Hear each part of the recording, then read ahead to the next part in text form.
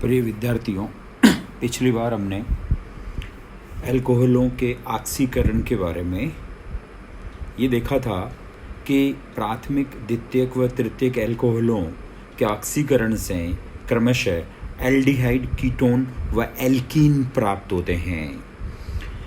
अल्कोहलों के ऑक्सीकरण से जो उत्पाद होते हैं वो अल्कोहलों की प्रकृति और अभिक्रिया की परिस्थितियों पर निर्भर करते हैं।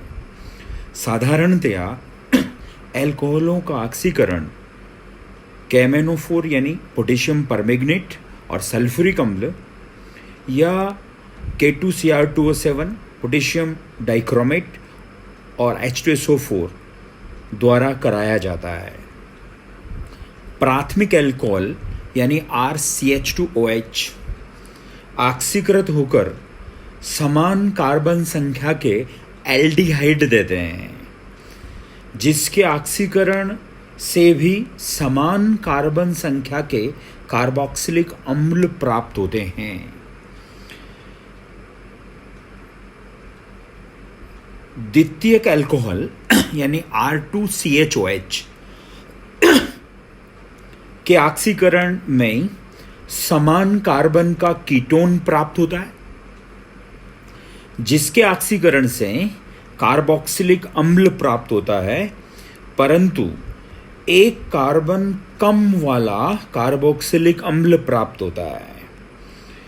कीटोनों का ऑक्सीकरण तीव्र परिस्थितियों में होता है। तृतीयक अल्कोहल यानी R3COH का ऑक्सीकरण सामान्य परिस्थितियों में नहीं कराया जा सकता।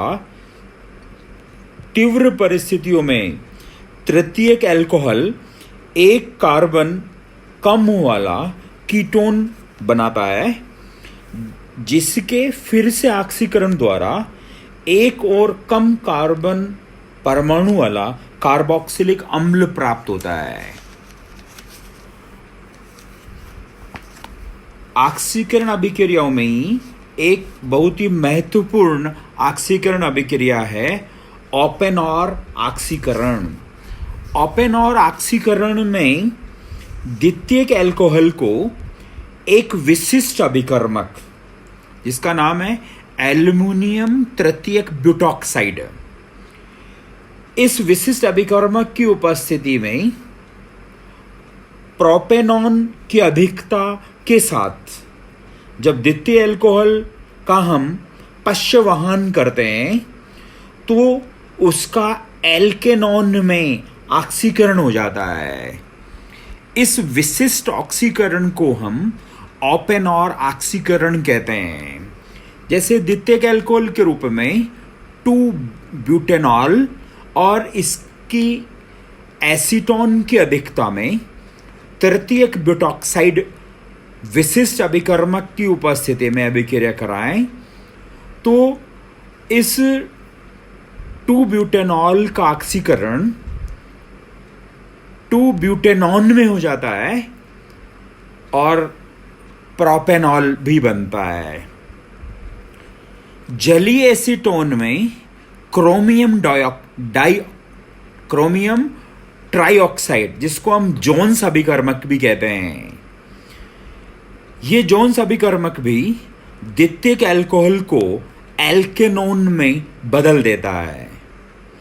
अब यदि अल्कोहलों का ऑक्सीकरण प्रबल ऑक्सीकारकों द्वारा कराया जाए तो प्रबल ऑक्सीकारकों में जैसे सोडियम डाइक्रोमेट प्लस सांद्र H2SO4, इसके साथ अधिक समय तक ऑक्सीकरण कराने पर अल्कोहलों से ऑक्सीकरण से जो एल्केनॉन ऑक्सीकृत होकर एल्केनोइक अम्लों का मिश्रण देते हैं, जिनमें कार्बन परमाणुओं की संख्या मूल एल्केनॉल की तुलना में कम होती है।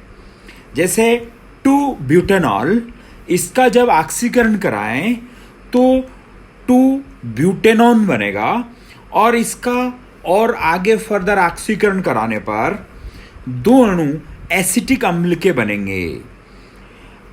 एल्केनॉन यानी जो ये 2 ब्यूटेनॉन बना, इसका आगे जो ऑक्सीकरण होता है वो पोपोफ नियम के अनुसार होता है। पोपोफ नियम के अनुसार ऑक्सीकरण से अभिप्राय, यानी इस नियम के अनुसार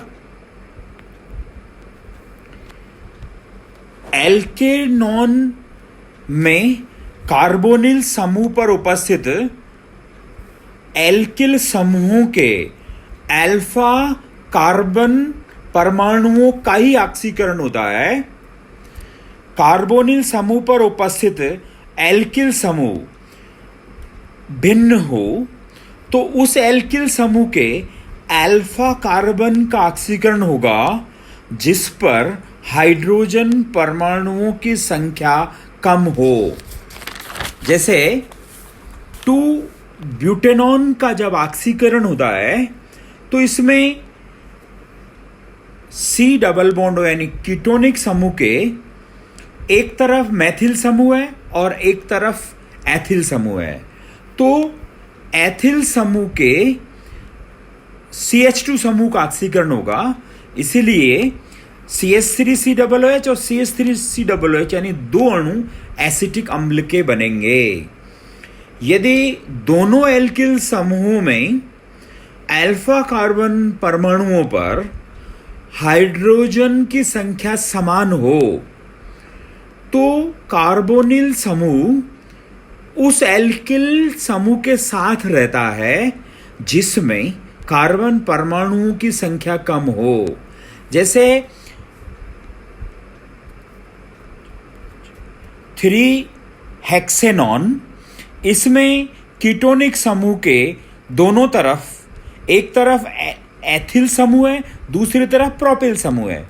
तो पोपोफ नियम के अनुसार इसका जब ऑक्सीकरण होगा तो प्रोपिल समूह के अल्फा कार्बन का ऑक्सीकरण होगा और इससे प्रोपेनोइक अम्ल बनेगा, और इधर जो एथिल समूह है उसके साथ C डबल बॉन्ड O का ऑक्सीकरण होगा और इससे भी प्रोपेनोइक अम्ल बनेगा।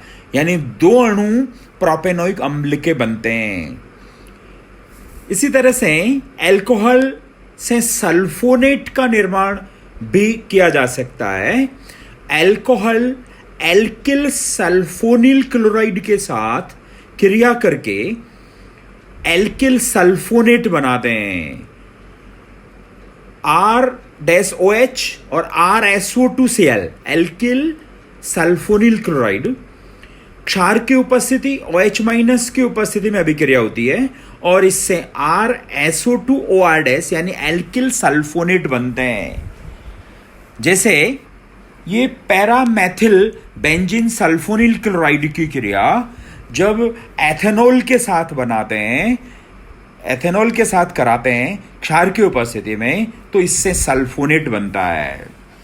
अब हम उन अभिक्रियाओं की बात करेंगे अल्कोहल की जिसमें अल्कोहल का C-O बंध टूटता है। इनमें पहली अभिक्रिया है हाइड्रोजन हैलाइड से क्रिया, यानी HX से क्रिया। अल्कोहल हाइड्रोजन हैलाइड यानी HX से SN1 या SN2 क्रिया विधि द्वारा प्रतिस्थापन अभिक्रियाएं देते हैं और इससे एल्किल हैलाइड प्राप्त होते हैं, RX प्राप्त होते हैं। ये जो एल्किल हैलाइड हैं उसमें हाइड्रोजन हैलाइड, हाइड्रोजन ब्रोमाइड और हाइड्रोजन क्लोराइड, इनकी क्रियाशीलता का क्रम HI सबसे ज़्यादा क्रियाशील होता है, फिर HBr होता है और फिर HCl होता है, तथा जो विभिन्न एल्कोहल होते हैं उनकी क्रियाशीलता का क्रम तृतीयक, द्वितीयक और प्राथमिक इस क्रम में होता है। अगली अभिक्रिया है थायोनिल क्लोराइड से क्रिया। थायोनिल क्लोराइड यानी SOCl2, इस अभिक्रिया को हम डार्जन प्रक्रम भी कहते हैं। तो अल्कोहल थायोनिल क्लोराइड से पिरिडीन विलायक